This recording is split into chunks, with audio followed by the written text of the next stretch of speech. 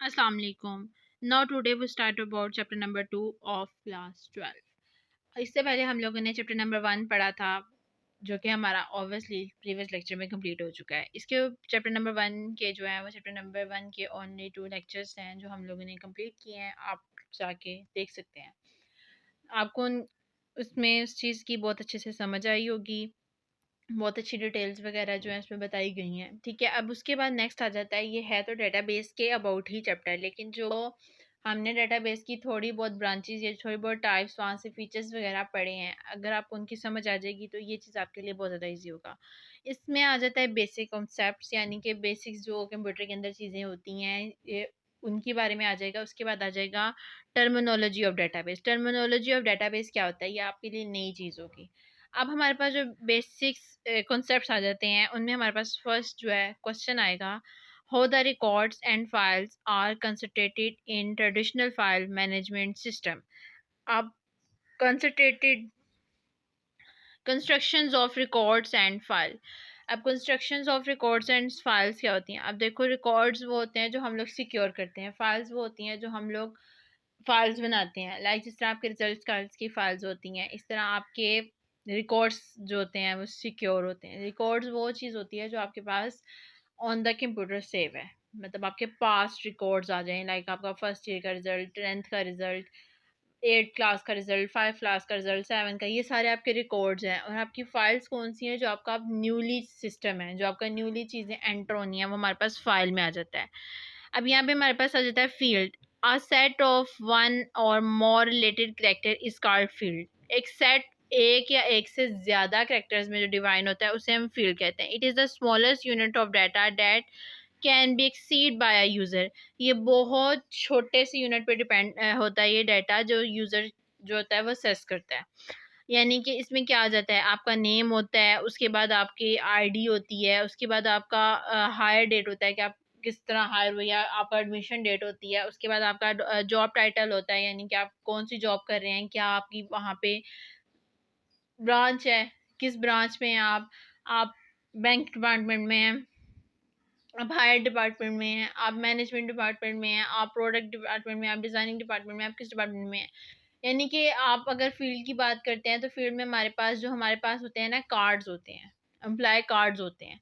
वो हमारे पास जो वो कार्ड्स होते हैं उनके ऊपर जितना स्मॉल डाटा होता है ना, वो हमारे पास एक फील्ड माना जाता है। ठीक है, उसके ऊपर क्या होता है, हमारा नेम होता है, हमारी ब्रांच लिखी होती है, या हमारी क्लास लिखी होती है, या उसके बाद उसके ऊपर ये लिखा होता है कि हम कौन से बैच के हैं, यानी कि हमारा सेशन कौन सा है, कौन से साल का है, वो सेशन लिखा होता है। फिर हमारी क्लास लिखी होती है, हमारी क्लास का नेम लिखा होता है, हमारा जो ब्रांच होती है क्लास की, यानी कि कौन सी बिल्डिंग से है, बिल्डिंग ए से है कि बिल्डिंग बी से है, बिल्डिंग सी से है, मैथमेटिशियन से है, कंप्यूटर साइंस से है, इंग्लिश डिपार्टमेंट से है, किस डिपार्टमेंट से स्टूडेंट बिलोंग करता है, आईसीएस डिपार्टमेंट से है, इंजीनियरिंग डिपार्टमेंट से है, मेडिकल डिपार्टमेंट से है, कौन से डिपार्टमेंट से स्टूडेंट बिलोंग करता है, ये सारा कुछ एक फील्ड के अंदर आ जाता है। यानी कि आपका जो आपको स्टूडेंट आईडी कार्ड मिलता है ना, वो आपके पास एक फील्ड होती है, यानी कि एक स्मॉल डाटा सेस होता है।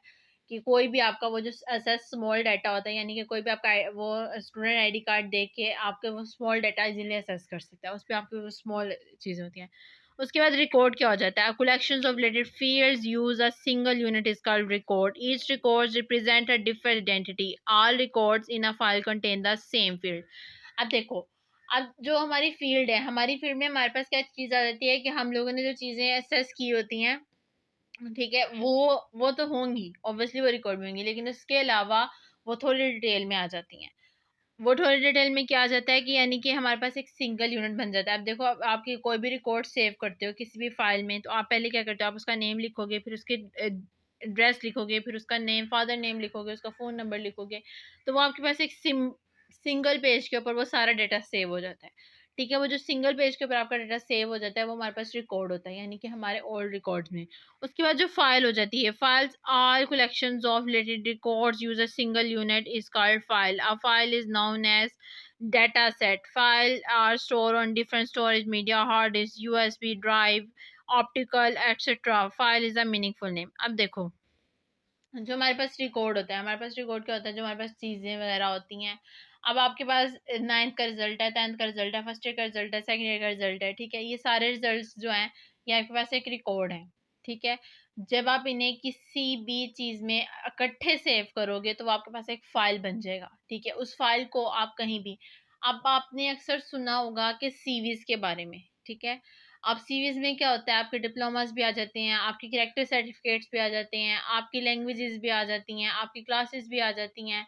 आपने ये आपके मार्क्स स्कोर नहीं आते, लेकिन आपका ये आ जाता है कि आपने कौन-कौन सी चीज़ें कितने-कितने मेरिट से क्लियर की हुई हैं, ठीक है? वो सारा कुछ क्या आ जाता है, वो आपके पास एक फ़ाइल के अंदर सेव हो जाता है। वो आपके पास एक फ़ाइल सेव हो जाता है। रिकॉर्ड क्या था? आपके रिज़ल्ट्स कार्ड्स, आपके सर्टिफ़िकेट्स, ये सारा कुछ आपके पास एक रिकॉर्ड पड़ा हुआ था। डिफरेंट फ़ाइल्स पड़ी हुई थी, उनके अंदर आपका रिकॉर्ड सेव था। उन रिकॉर्ड से आपने अपनी चीज़ें निकाल के एक फ़ाइल के अंदर सेव कर लिया, यानी कि एक सिंगल पेज के ऊपर उस चीज़ को सेव कर लिया, तो आपके पास फ़ाइल होगी। अब आप उस सीवी को बाय यूएसबी भी यूज़ कर सकते हो, आप बाय व्हाट्सएप भी ट्रांसफ़र कर सकते हो, आप इज़िली हर बंदे को दे सकते हो उस सीवी को। उससे क्या होगा कि आपको उसे ऑन द डिटेल सारे रिकॉर्ड्स नहीं सेंड करने पड़ेंगे, अपनी सारे के सारे डाटा, हर रिज़ल्ट कार्ड आपको उसे सेंड नहीं करना पड़ेगा, हर मार्क्स को आपको परमानेंट करके सेंड नहीं करना पड़ेगा। आप इज़िली जस्ट आपको उसमें क्या लिखा होता है कि मैट्रिक पास्ड, कंप्लीटेड, उसके बाद नेक्स्ट आ जाता है इंटर कंप्लीटेड, ग्रेजुएशन कंप्लीटेड, उसके बाद अगर आपने एमफिल किया तो एमफिल कंप्लीटेड, तो वो सारा कुछ लिखा आ जाता है। फिर बाद में ये लिखा आ जाता है कि आपके पास एक्सपीरियंस कितना है, यानी कि आपने कहाँ-कहाँ जॉब्स की हैं, किस-किस चीज़ का आपके पास एक्सपीरियंस है। वो सारा कुछ जो होता है वो आपके पास एक फ़ाइल के अंदर सेव होता है। लेकिन जो रिकॉर्ड होता है, रिकॉर्ड क्या होता है, वो डिफरेंट जगह पे। अब देखो, आपका स्कूल में आपका एक रिकॉर्ड होगा, कॉलेज में आपका रिकॉर्ड होगा, यूनिवर्सिटी में आपका रिकॉर्ड होगा, किस जहाँ हमने जॉब किया वहाँ पे आपका रिकॉर्ड होगा। अब वो सारे रिकॉर्ड जब इकट्ठे होके एक चीज़ के अंदर सिक्योर हो जाते हैं, तो वो आपके पास एक फ़ाइल बन जाती है, ठीक है? उसके बाद जो फ़ील्ड होती है, फ़ील्ड हमारे पास क्या होता है, हमारा आईडी कार्ड हो गया, हमारा स्टूडेंट आईडी कार्ड हो गया, हमारा जॉब आईडी कार्ड हो गया, यानी कि जो हम छोटी सी किसी को असेस देते हैं। अगर आप किसी को अपना इंट्रोडक्शन भी करवाते हो तो वो भी आपके पास एक फील्ड की चीज़ आ जाती है, ठीक है? क्योंकि आपने जितना उसे बताया, सिर्फ और सिर्फ उतनी ही उस बंदे को आपकी असेस होगी, इससे ज़्यादा वो आपकी असेस नहीं ले सकता। उसके बाद नेक्स्ट हमारे पास एग्जाम्पल आ जाती है। अब ये देखिए, यहाँ पे उन्होंने हमें एग्जाम्पल दी हुई है कि हमारे पास ये सारा कुछ फाइल में आ जाता है, ये हमारे पास इतनी सी चीज़ फील्ड है और ये हमारे पास रिकॉर्ड है। देखिए, जब रिकॉर्ड सेव होता है तो वो हर बंदे का होगा, सिर्फ आपके अकेले का रिकॉर्ड तो नहीं होगा। अब एक स्कूल में सिर्फ आप अकेले तो नहीं पढ़ते थे, इतने सारे लोग पढ़ते हैं, हर बंदे का वहाँ पे रिकॉर्ड होता है, ठीक है? लेकिन फाइल जो फील्ड होती है, फील्ड में क्या होता है, सिर्फ और सिर्फ आपका रिकॉर्ड होता है, यानी कि जहाँ तक आपकी सेस होती है।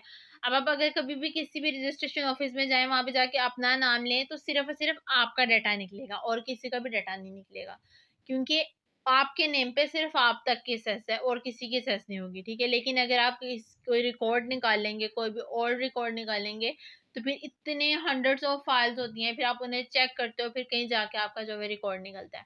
इसी तरह जो फाइल होती है, फाइल में क्या होता है, फाइल में इजीली सिंपली लिखा होता है और वो इजीली अगला बंदा रीड करता है, फिर बाद में वो सिक्योर हो जाता है, ठीक है? ये हमारे पास थी constructions of records and files. उसके बाद नेक्स्ट अब आ जाते हैं difference between fixed length field और वेरिएबल लेंथ फील्ड। अब फिक्स्ड लेंथ और वेरिएबल लेंथ में क्या फ़र्क होता है?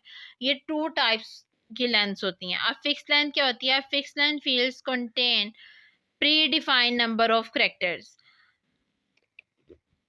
The data entered in fixed length field cannot exceed located length of the field. It is data entry in fixed length field is a smaller than field length.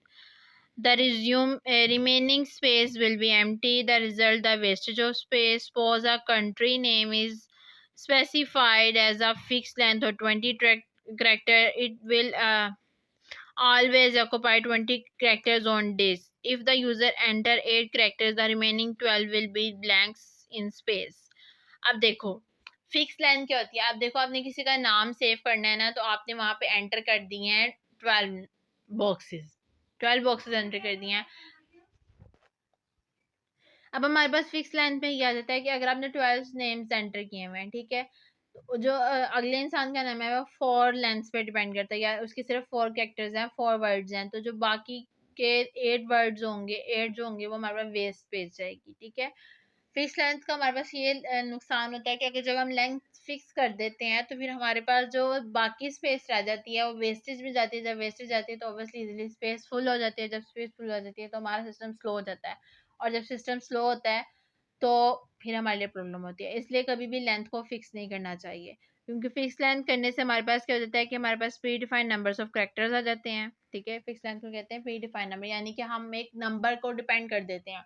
अब अगर मुझे किसी ना किसी के बारे में कोई ना कोई डिटेल चाहिए तो मैं उससे उतने ही पेज, अब मैं उसे एक पेज का काम दूँ, ठीक है, और उसका जो काम है वो 5-6 लाइन्स का हो जस्ट, ठीक है, तो फिर जो बाकी की पेज है वो तो जाया जाएगा, यानी कि वो वेस्टेज जाएगा। तो जब वो वेस्टेज जाएगा तो फिर जब वो वेस्ट जाएगा तो उससे क्या होगा, उससे ये चीज़ होगी कि फिर बाद में जो रिकॉर्ड है वो हमारे पास वेस्टेज की वजह से एक्स्ट्रा स्पेस सिक्योर करेगा, और जब एक्स्ट्रा स्पेस सिक्योर होगी तो फिर हमारा सिस्टम जो है वो जो होगा स्लो हो जाएगा, क्योंकि हमारा स्टोरेज फुल होगा। जब स्टोरेज फुल होगा तो ऑब्वियसली सिस्टम स्लो होगा, और सिस्टम स्लो होगा तो फिर हमारा जो वर्किंग सिस्टम है वो ऑब्वियसली जो है वो सही से काम नहीं करेगा। उसके बाद इसमें आ जाता है वेरिएबल लेंथ फील्ड। अब वेरिएबल लेंथ, अब देखें, जो फिक्स लेंथ थी, फिक्स लेंथ का क्या था कि वहाँ पे हम लोग प्री डिफाइन करते हैं, यानी कि हम लोग नंबर ऑफ कैरेक्टर बता देते हैं कि इतने नंबर्स की जो है स्पेस हमने छोड़नी है।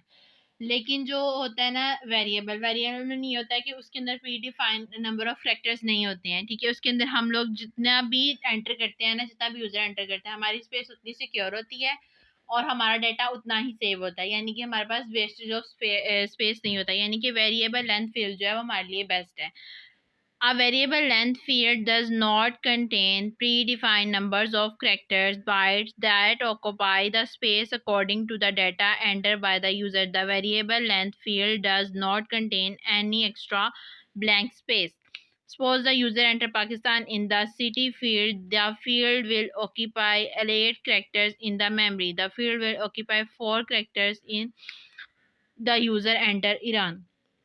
मतलब कि आप कुछ भी एंटर करोगे आपकी स्पेस उतनी ही सिक्योर होगी जितना आपका नंबर्स होंगे, यानी कि लाइक अगर आपका नेम 6 नंबर्स पे डिपेंड करता है तो आपकी स्पेस 6 नंबर्स पर तक ही लिमिटेड होगी, इससे ज़्यादा आपकी स्पेस जो है वो कंटेन नहीं करेगी। ठीक है, पहले क्या था कि अगर हम लोग 20 करेक्टर्स हम लोग सिक्योर करते थे, जिनमें से हमारे 4 करेक्टर लिखे जाते थे और 8 ऐसे ही रह जाते थे। लेकिन अब क्या है, अब हम लोग 4 करेक्टर लिख रहे हैं, 10 करेक्टर्स लिख 5 करेक्टर्स लिख रहे हैं, तो हमारा वेस्टेज नहीं हो रहा। हमारे जितने करेक्टर्स हम लिख रहे हैं, हमारे उतने करेक्टर्स जो हैं वो सिक्योर हो रहे हैं, बाकी जो हमारा वेस्टेज ऑफ स्पेस नहीं जा रहा। उसके बाद नेक्स्ट हमारे पास हो जाता है हो the data is store and retrieve in file management system. अब डाटा को हम स्टोर कैसे कर सकते हैं, हम उसे रिट्रीव कैसे कर सकते हैं। अब रिट्रीव का मतलब ये होता है कि अगर हमारे से डाटा डल हो जाए तो हम उसे कैसे वापस ला सकते हैं।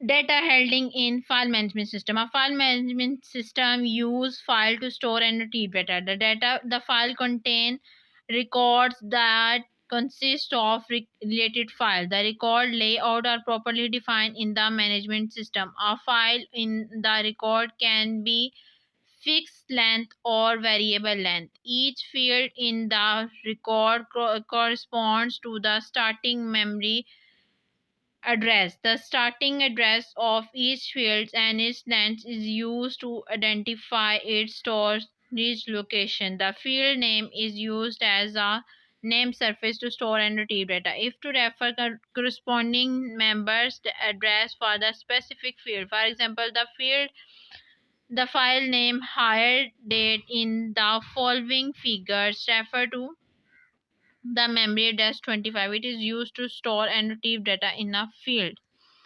अब यहाँ पे क्या आ जाता है कि जब भी हम किसी फाइल मैनेजमेंट में हम अपने डाटा को एंटर करते हैं या रिट्रीव करते हैं, तो उसमें होता है कि हमारा जो उसका लेआउट होता है ना प्रॉपरली डिफाइन करने का, वो मैनेजमेंट सिस्टम पे डिपेंड करता है। तो इसमें हमारे पास जो रिकॉर्ड होता है वो या तो फिक्स लेंथ पे होता है या तो फिर हमारे पास वेरिएबल लेंथ में होता है, उसके हिसाब से हम डाटा को स्टोर करते हैं।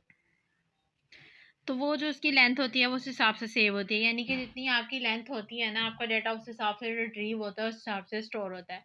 अब देखिए अक्सर आप जब भी कोई फाइल डाउनलोड करते हो या कोई भी चीज़ डाउनलोड करते हो, अगर तो वो फाइल आपके मोबाइल की आउट ऑफ स्पेस होती है, यानी कि आपके मोबाइल की रेंज जो है वो 32 MB है, तो वो फाइल 34 MB की हो जाए, या कभी कभार ऐसा होता है कि आपके मोबाइल के अंदर स्पेस शॉर्ट होती है। ठीक है, आपके मोबाइल के अंदर 2 MB पड़े हुए हैं लेकिन आपकी जो फाइल है वो 4 या 5 MB की है, तो फिर क्या होता है आपको वो आ जाता है कि योर स्टोरेज आउट।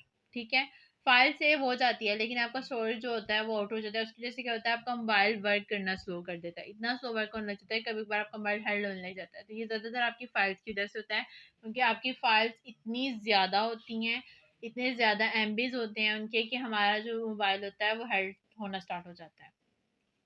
उसके बाद नेक्स्ट इसमें किस तरह होता है, इसके बाय एग्जांपल देखेंगे। अब ये देखें, ये 4 बाइट्स में आया, ये 20 बाइट्स में आया, ये 8 बाइट्स में आया, ये 10 बाइट्स में आया, ये 10 बाइट्स में है। अब ये क्या है, ये हमारे पास रिकॉर्ड सेव हुए हैं। अब इस तरह हमारे रिकॉर्ड सेव होते हैं, यानी कि इस तरह हमारे फाइल मैनेजमेंट सिस्टम डाटा को हैंडल करता है। यानी कि या तो इसमें क्या होता है, फिक्स लाइन से डाटा सेव होता है, या फिर इसमें वेरिएबल लाइन से। अब अगर फिक्स लाइन से डाटा सेव हुआ, यहाँ पे फिक्स लाइन से डाटा सेव हुआ, वो कैसे, ये देखो, ये स्पेस है, यहाँ पे भी स्पेस है, ठीक है, ये आपके पास है, ये वेरिएबल लेंथ है, यहाँ पे भी स्पेस है, यहाँ पे भी स्पेस है। अगर यहाँ पे स्पेस ना होती तो फिर क्या होता था, यहाँ पे हमारे लिए इजीली वर्किंग हो जानी थी। उसके बाद आ जाता है, हो the table and relative relations are form up in DBMS, यानी कि डाटाबेस मैनेजमेंट सिस्टम। अब टेबल क्या है, टेबल और रिलेशन क्या है, ठीक है, या तो टेबल होता है या फिर रिलेशन होता है। अब ये देखिए, यहाँ पे ये जो फाइल है हमारे पास, ये उन्होंने हमें बताया कि डाटा को सेव किस तरह हैंडल किया जाता है, किस तरह हम डाटा को सेव करते हैं। अब देखिए, आपने अक्सर देखा होगा एक्सेल पे, तो एक्सेल पे इस तरह डाटा सेव होता है, ठीक है, उसमें फिक्स लेंथ भी यूज होती है और उसमें वेरिएबल, दोनों लेंथ यूज होकर डाटा सेव होता है। कभी कभार दोनों यूज होती हैं और कभी कभार दोनों में से एक। अब यहाँ पे आ जाता है टेबल और रिलेशन। अब टेबल और रिलेशन क्या होता है, अ टेबल और relation is used to share information about an entries. An entries in anything about which information is stored in the database. An entry may have many attributes with unique names. Each attribute must have one and only one value. Forming a relation. The relation are used to store information about an entry. There are formed according to attribute of the entry about which the information is to be stored. Suppose that student information system has the following entries: student, teacher, uh, course list, scholarship, timetable. The student entries can be defined in the form of database modeling as following: students, roll numbers, name, date of birth, address, phone number. The name, student identity, the name of entry. The field in parenthetic indicates the attributes of these entries. These defined definitions of entries can be used to concentrate a relation, erase all attribute in the parenthetic are converted into column or relation as following. अब देखो, जब भी हम किसी भी चीज़ को secure करते हैं ना, तो हमारे पास कोई ना कोई चीज़ होती है। अब देखिए, जब स्टूडेंट का डाटा सेव होता है तो हमें स्टूडेंट्स की डिफरेंट चीज़ चाहिए होती है, लेकिन हमारे पास जो उसकी एंट्री, मेन एंट्री का नेम क्या होता है, स्टूडेंट, ठीक है। टीचर का सेव होना है तो हमारे पास मेन एंट्री क्या होगी, टीचर। अगर किसी का कोर्स लिस्ट सेव होना है तो हमारे पास मेन एंट्री क्या होगी, कोर्स लिस्ट। और उस कोर्स लिस्ट में डिफरेंस नेम आएंगे, इंग्लिश, उर्दू, मैथ, बायो, हर तरह के नेम आते हैं, ठीक है। इस तरह यहाँ पे उन्होंने बताया कि यहाँ पे हमारे पास रिलेशन और टेबल किस तरह डिफाइन होता है। इसकी फार्मिंग कैसे होती है कि जो हमारे पास एंट्रीज होती है, हमारे पास इन नेम्स की होती है, कोई भी नेम हो सकता है। अब देखिए, स्टूडेंट्स के जो आगे से आइडेंटिफाई आ रहे हैं वो 4-5 चीज़ें आ रही हैं, ठीक है। तो ये हमारे पास एक एंट्री बन जाती है, यानी कि ये हमारे पास फार्मिंग रिलेशन है। यहाँ पे रोल नंबर आएगा, नेम आएगा, डेट ऑफ बर्थ आएगा, एड्रेस आएगा, फ़ोन आएगा, और ऊपर जो हमारे पास क्या होगा, एंट्री का नेम क्या होगा, स्टूडेंट। स्टूडेंट्स की ये फाइल सेव हो रही है और यहाँ पे उनके नेम्स आएंगे, रोल नंबर्स आएंगे, डेट ऑफ बर्थ आएंगे, एड्रेस आएंगे और फ़ोन नंबर्स आएंगे। अगर टीचर का होगा तो फिर यहाँ पे टीचर्स का डाटा सेव होगा, ठीक है। इस तरह हमारा रिलेशन और एक टेबल क्रिएट होता है।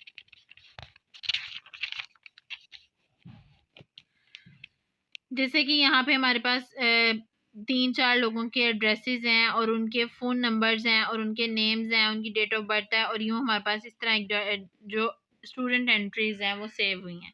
उसके बाद आ जाता है प्रॉपर्टीज़ क्या होती हैं रिलेशंस की, रिलेशन या टेबल किसी की भी।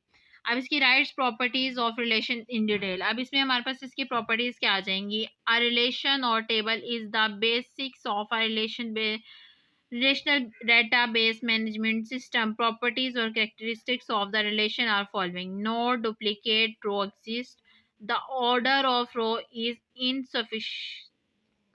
insignificant, The order of column is insignificant. Column attribute are all elements elemental or atomic. अब हमारे पास नॉन डुप्लीकेट रो एग्जिस्ट क्या होता है, यानी कि हमारे पास जो हमने एक दफ़ा डेटा एंटर कर दिया है ना, उसके बाद उसकी कोई और रो नहीं आएगी। यानी कि अब यहाँ पे जिस तरह हमारे पास 1 है ना, तो हमारे पास 1 की एक और रो नहीं आएगी, कहीं और 1 लिखा नहीं आएगा। नेक्स्ट हमारे पास 2 ही लिखा होगा हमारे पास। अब यहाँ पे 1 के बाद 2 ही आएगा, 1 की एक और फाइल आगे सिक्योर नहीं हो सकती, यानी कि इसमें कोई डुप्लीकेशन नहीं होता ही रो के अंदर, ठीक है ना। रो के अंदर ना कॉलम के अंदर कोई भी डुप्लीकेशन नहीं क्रिएट होती है, कोई भी डुप्लीकेशन फाइल एग्जिस्ट नहीं करती है।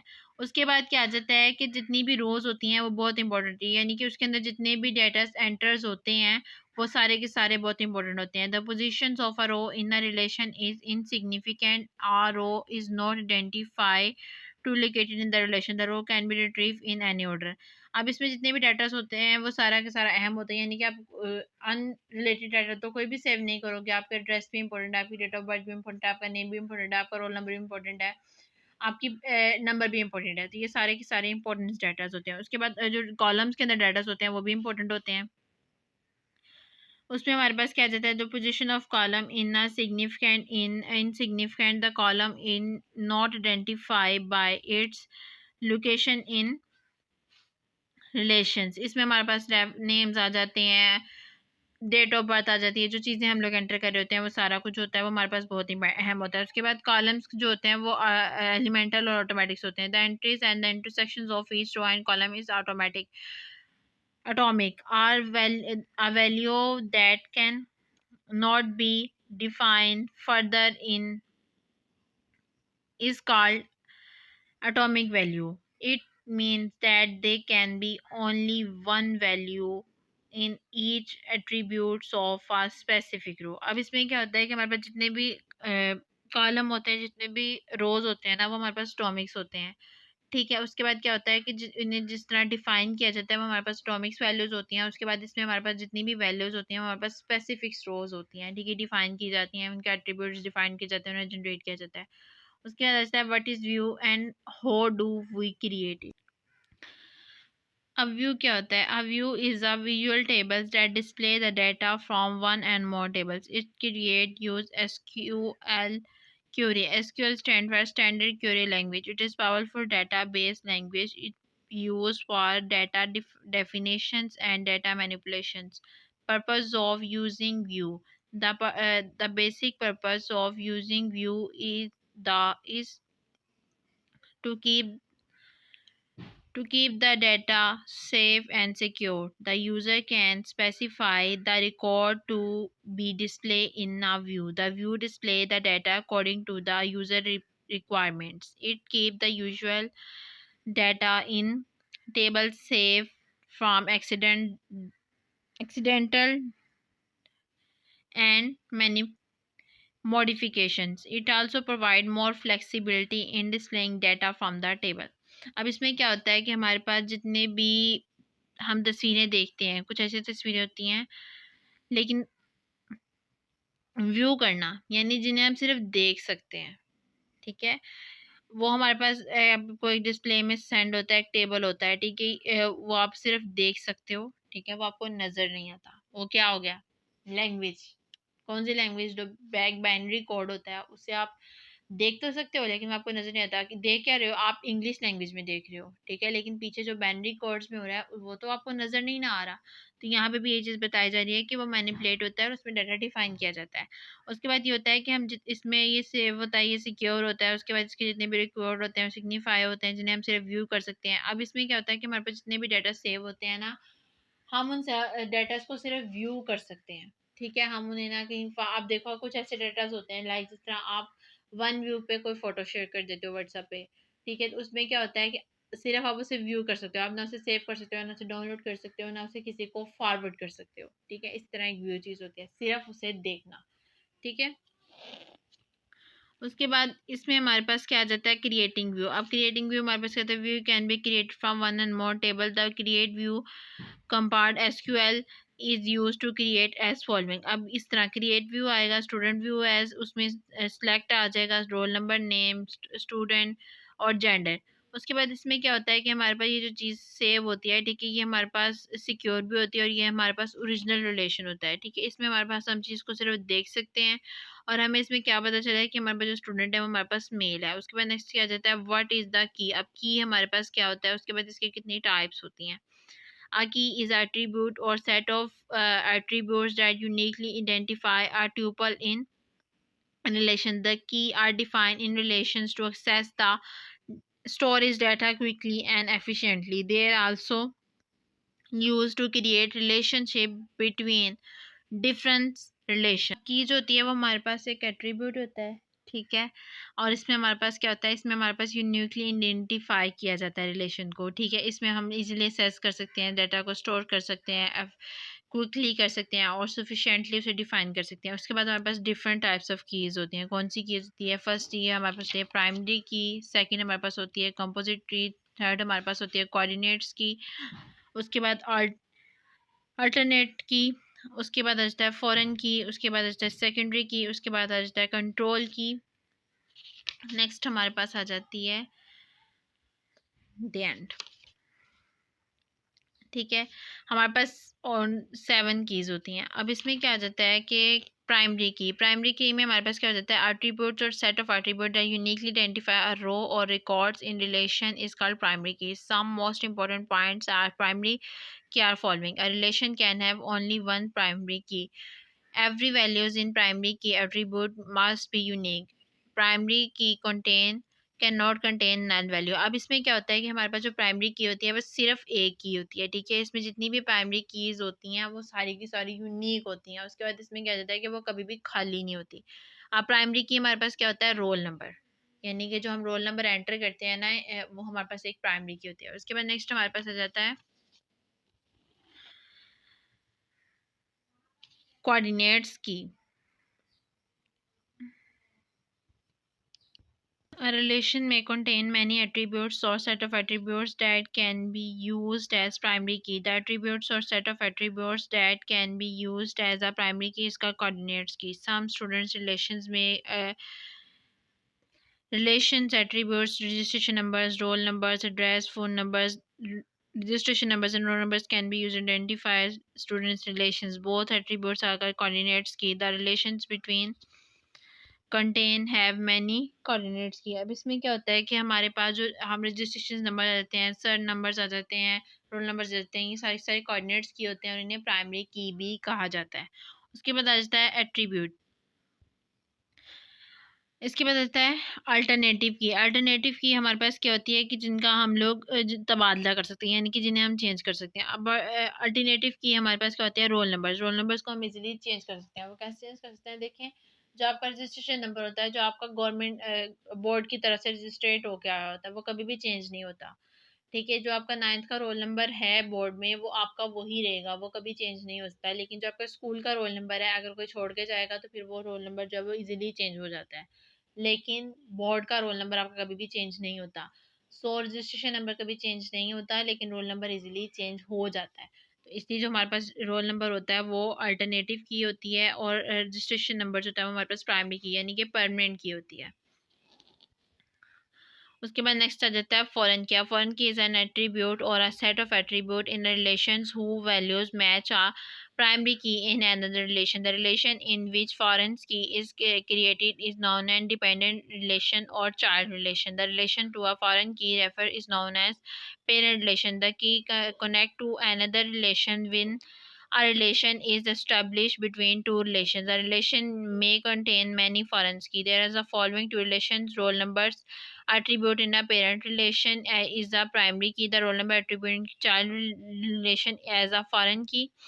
इस type roll number attribute in a parent relation. अब यहाँ पे क्या होता है कि हमारे पास फॉरेन की में मतलब आप दो तरह की फाइल्स जनरेट कर रहे हैं। एक में आपके रोल नंबर एड्रेस है और एक में आपके सब्जेक्ट्स हैं आपके मार्क्स हैं और आपका रोल नंबर है। अब क्या होगा कि आपके 3 सब्जेक्ट्स आ रहे हैं, तो आपके 3 दफ़ा रोल नंबर लिखा जाएगा उन सब्जेक्ट्स के आगे।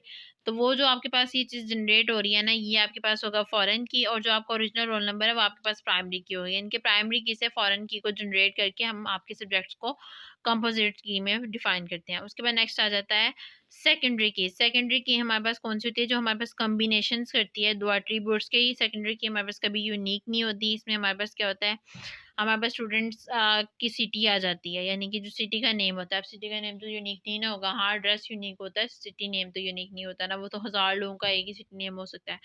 उसके बाद कंट्रोल की। कंट्रोल की हमारे पास क्या होता है, ये फिजिकली सीक्वेंस स्टोरेज डाटा होता है, जिसे हम स्कॉट की कहते हैं और इसे हम कंट्रोल की भी कहते हैं। इसमें हमारे पास क्या होता है, हमारे पास डिफरेंट वेज होते हैं यूज़र रिक्वायरमेंट के, जो हम लोग इसमें स्टोर करते हैं। उसके बाद नेक्स्ट आ जाता है index. What is the usages of index in FMS?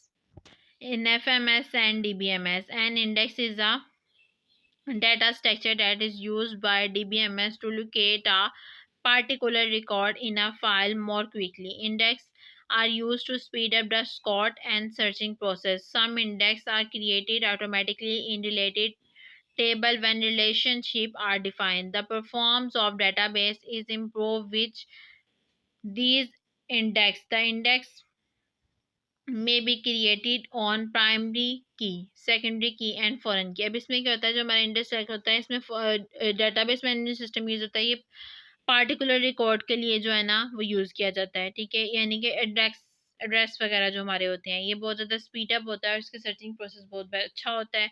उसके बाद नेक्स्ट ये होता है, ये ऑटोमेटिकली जो होता है वो टेबल को ना वो रिलेशनशिप के डिफाइन कर देता है। उसके बाद नेक्स्ट इसमें हमारे पास क्या देता है कि इसमें हमारे पास इंडेक्स बेस के जितने भी डेटाबेस होते हैं वो इजीली परफॉर्म हो जाते हैं।